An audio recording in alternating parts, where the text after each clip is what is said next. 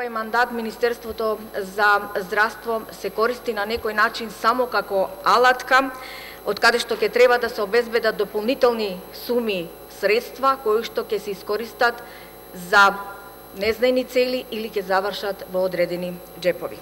Вие како заменик министер, заедно со министерот за здравство, сте должни одговорницата на Собранието на Република Македонија да им дадете одговор на прашањата на граѓаните кои што до нас постојано стигнуваат од нив, а кои што се поврзани од една страна за нивната здравствена услуга, која што треба нели да биде квалитетна, и од друга страна должни сте да дадете отчет за потрошените народни пари, зашто Министерството ги троши, за какви цели и на крајот да кажете во чии джепови тие завршуваат. Голема заинтересираност, почитуван заменик министер, предизвика сумата која што планирате да ја потрошите за новиот клинички центар и искрено во контактите со граѓаните знаете што не викаат. Што чудо ќе да беше ова, каков клинички центар ќе биде тоа. И знаете што одговарат?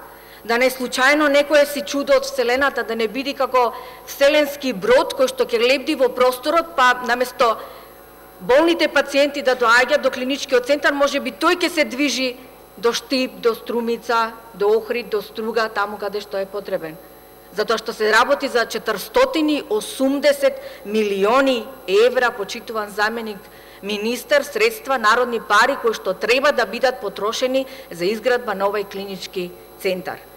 Знаете, во минатото кога се работеше за 120 милиони евра претходната влада, кога требаше да го изгради, мислам беше пред фаза на отпочнување, тогаш Социјалдемократскиот сојуз кажуваше па за злато да беше покриен и немаше да кошта 120 милиони евра.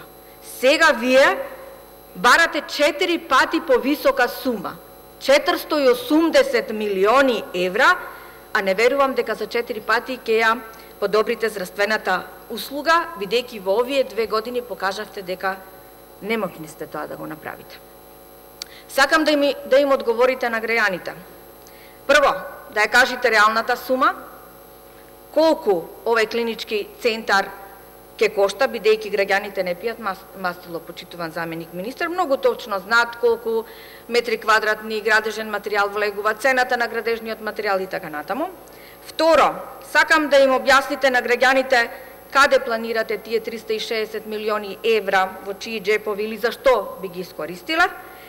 И ме интересира да ми кажете кога ќе отпочне со градба, значи целата таа методологија и кога планирате да се заврши. Физибилити студијата изработена од 2014 година, од времето на ВМРО ДПМН, е таа која што предвидува 480 милиони евра. Ние немаме правено некои нови документации, таа е иста физибилити студија, таа е појдовниот документ на кој што ги почнуваме постапките. Таа е физибилити студија, усвоена од државните институции во 2014 година, тогаш е изработена, платени се државни пари, дел се грант за нејзината изработка и во физибилити студијата спаѓа главниот проект, надзорот, изведувачкиот проект, опремувањето и тренингот на лекарите за управувањето со опремата. Цените во здравството барем се транспарентни, јасни и секако унисони, се знаат, но прво податокот кој што го соопштивме во јавноста или излезен во јавноста е исклучително таа физибилити студија. Допрева ќе почнуваат постапки околу избор на изведувач, околу избор на надзор, главниот дизајн, опремата или слично, така да прашањето е многу прецизно од ваша страна, но и одговорот е многу јасен и едноставен.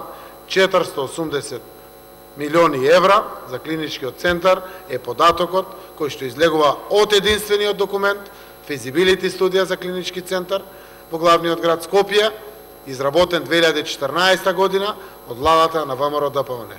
И во делот на континуитетот на постапките, за вакви проекти ние продолжуваме, ова е тој документ на основа на кој што после тоа се градат сите други постапки.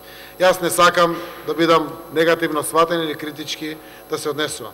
За овој главен проект сакам да искористам можноста да повикам опозицијата да се вклучи заедно со представници на власта, односно Министерството за здравство, во стручни комисии, директно овде во парламентот, да заедно ги тераме сите овие постапки.